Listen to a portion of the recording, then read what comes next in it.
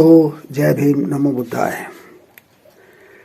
कल अशोक विजयदशमी है,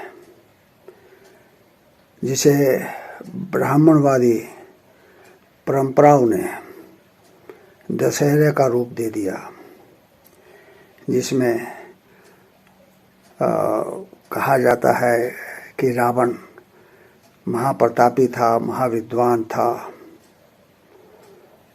लेकिन उसमें घमंड था,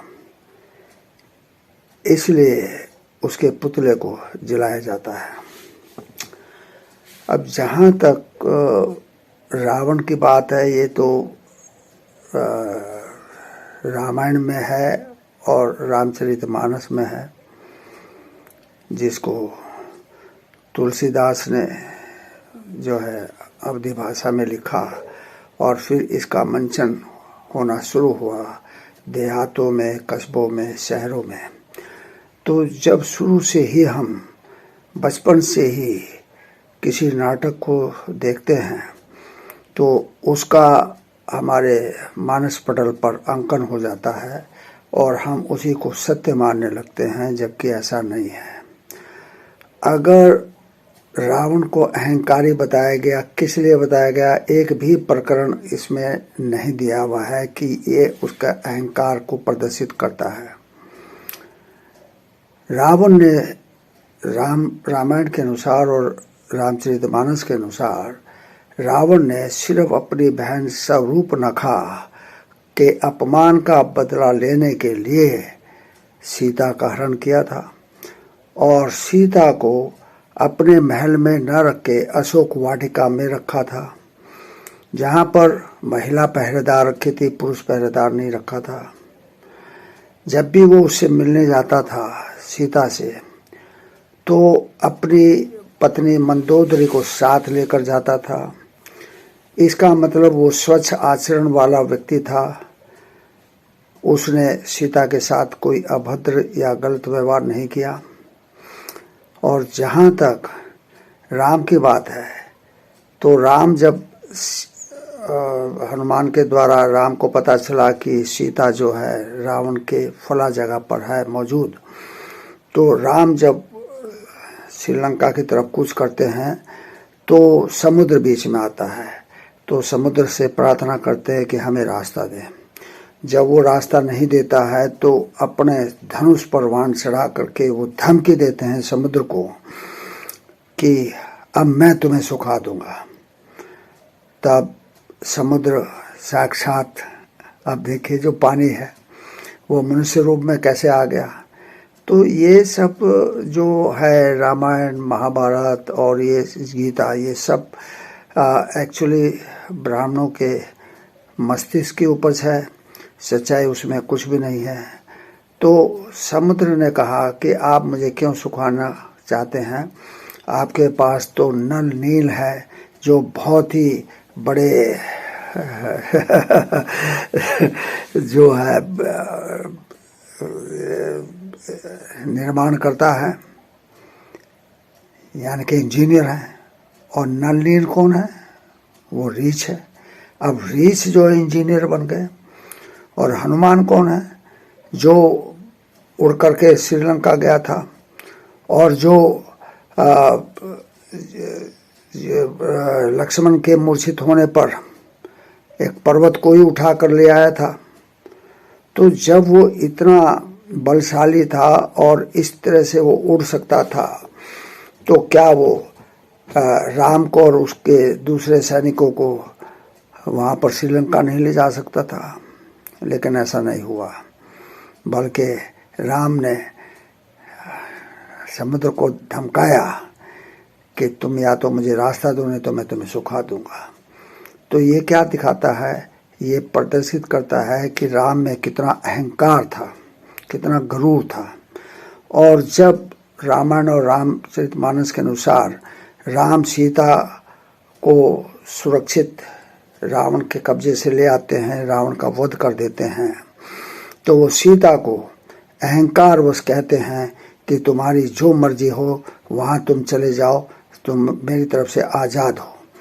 मैंने तुम्हें सिर्फ इसलिए छुड़ाया कि तुम मेरी पत्नी थी और तुम्हारा हरण जो रावण ने किया, इससे मेरा अपमान हुआ, तो उस अपमान का बदला लेने के लिए ही मैंने तुम्हारे को रावण के उससे कब्जे से छुटाया और क्या कहते हैं उसको मारा। अब तुम चाहे किसी बंदर के साथ चले जाओ, हनुमान के साथ चले जाओ, नलिन के साथ चले जाओ, तो ये सब क्या दिखाता है? ये दिखाता है कि राम में कितना अहंकार था, कितना गुरूर था। तो राम तो अहंकारी, लेकिन रावण जो कि विद्वान था बहुत ही अधिक, और उसके सोने की लंका थी। सोने की लंका मतलब समृद्ध लंका, जो है हर तरह से जो है वहाँ पर के वासी सुखी थे, धनधान्य से भरपूर थे और सोने चांदी से लदे हुए थे, इसलिए उसको सोने की लंका कहा जाता है। तो सोने की लंका कब होगी? जब उसका शासक जो है चरित्रवान होगा, योग्य होगा, न्यायी होगा और अच्छी सूझबूझ वाला होगा। तो इस प्रकार से ये अपने आप ही पता चलता है कि क्या कहते हैं, अभिमानी जो था, जो अहंकारी जो था, राम था, रावण नहीं था। लेकिन ये ब्राह्मणों की अजीब माया है कि उन्होंने अहंकारी को जो है सदाचारी बता दिया और सदाचारी को अहंकारी बता दिया और उसके पुतले फूकने लगे। जबकि आज के दिन चक्रवर्ती सम्राट अशोक ने बौद्ध धर्म ग्रहण किया था।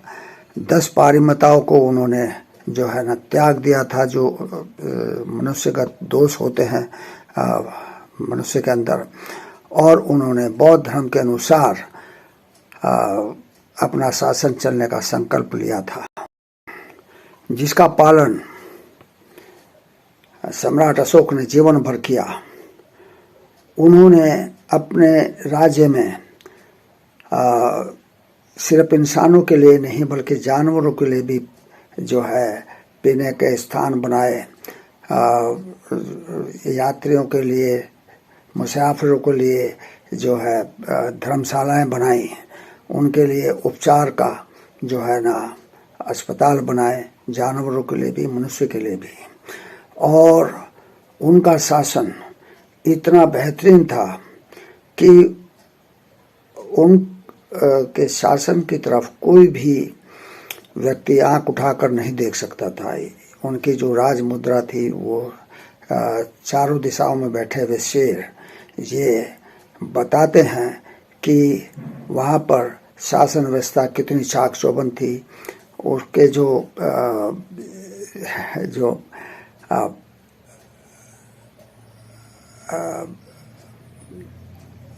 एजेंट थे, जो क्या कहते हैं देश की रक्षा करते थे, तो वो इतने अधिक चतुर और चालाक और वो थे कि कोई भी आदमी सम्राट अशोक के साम्राज्य में आने की जरूरत नहीं कर सकता था। तो ऐसे सम्राट को भी ब्राह्मणों ने इतिहास से गायब करने का प्रयास किया, लेकिन चूंकि सम्राट अशोक जानते थे कि भाई ब्राह्मण कितने शातिर व्यक्ति हैं, कितने जो है एक तरह से जो षड्यंत्रकारी हैं, तो कल को मेरे शासन को और मुझे इतिहास से गायब कर सकते हैं। इसलिए उन्होंने चट्टानों पर अपने संदेश लिखवाए।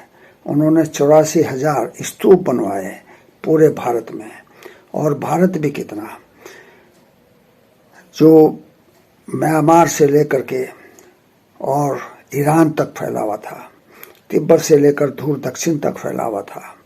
इतने बड़े भूभाग पर किसी भी शासक ने राज नहीं किया सम्राट अशोक के अलावा।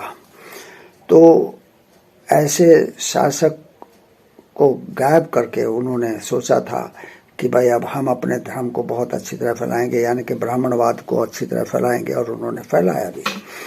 ये तो लॉर्ड कनिंघम जो वायसराय थे और जो इतिहासवेता थे और इतिहास की चीज़ों में और प्राचीन चीज़ों में बहुत ही अधिक जो है रुचि रखते थे, तो उन्होंने यहाँ पर बौद्ध धर्म की खोज की और सम्राट अशोक के बारे में भी उन्होंने ही जो है इतिहास के गर्द से उनको निकाला। तो ये जो है तो अशोक विजयदशमी है। ये तुलसीदास की रामायण, रामचरितमानस और वाल्मीकि रामायण में दर्शाए गए रावण के वध की कथा नहीं है, बल्कि ये एक ऐसे परोपकारी राजा का जो है आज का दिन है जब उन्होंने बौद्ध धर्म ग्रहण किया था और बौद्ध धर्म के अनुसार उन्होंने राज चलाया। उन्होंने कहा कि मैं अब तलवार के बल पर नहीं बल्कि प्रेम के बल पर और धर्म के बल पर जो है विश्व विजय करूँगा। और उन्होंने वास्तव में ऐसा किया भी। उन्होंने बहुत सारे देशों में अपने राजदूत भेजे, वहाँ पर क्या कहते हैं बौद्ध धर्म को फैलाया हर तरह से, यहाँ तक कि अपने लड़के और लड़की को भी बौद्ध धर्म के प्रचार प्रसार के लिए लगाया, जो श्रीलंका में गए और उन्होंने वहाँ पर बौद्ध धर्म प्रचारित किया। फिर वहाँ से म्यांमार गए, म्यांमार से वो क्या कहते हैं पूरा चीन, जापान वगैरह, मंगोलिया वगैरह सब जगह जो है वो फैल गया। अब आप देखिए बौद्ध धर्म जो है जहाँ उत्पन्न हुआ वहाँ से ब्राह्मणवादियों ने हटा दिया, मिटा दिया, लेकिन पूरे विश्व में अनेक देशों में ये फल फूल रहा है। लोग बौद्ध धर्म को मान रहे हैं कि बौद्ध धर्म जो है ये एक्चुअली जीवित मनुष्यों का धर्म है।